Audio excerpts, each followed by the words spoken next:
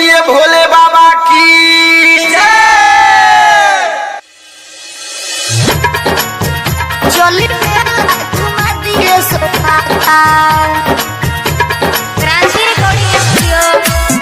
चली घुमा दिए डीजे कुंदराज सीधी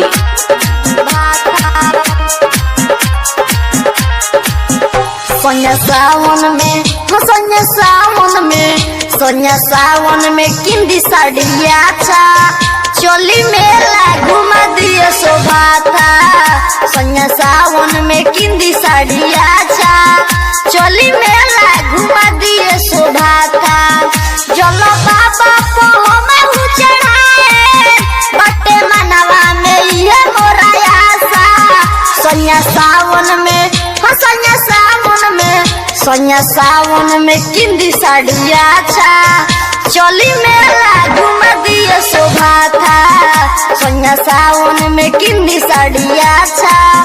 चोली मेला घुमा दिए शोभा था। डीजे कुंदराज चोली मेला घुमा दिए शोभा था। मिक्स बाय कृष्णा क्रांति पटेल। चोली मेला घुमा दिए शोभा था।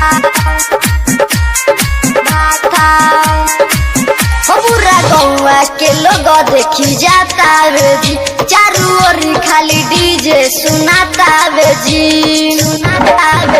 पूरा गौवा के लोग देखी जाता वे जी। चारू ओर खाली डीजे सुनाता वे जी। पूरा गौवा के लोग देखी जाता वे जी। चारू ओर खाली डीजे सुनाता वे जी। बोलबम के नारा लगावता जी। बोलबम के नारा लगावता जी। काहे गड़बड़ करतानी सुनी जलवाही ढाड़ी न लव से। सोनिया सावन में किंदी साड़िया था। चोली मेला घुमा दिए शोभा था। सोनिया सावन में किंदी साड़िया था। चोली मेला घुमा दिए शोभा था। डीजे कुंदराज चोली मेला घुमा दिए शोभा था। मिक्स बाय कृष्णा क्रांति पटेल। चोली मेला घुमा दिए शोभा था। मानी राजकुमार भरत भोजपुरिया पिया ऐसो ले चली हमरो के देव घर पिया। चली घुमा दीना देव घर पिया।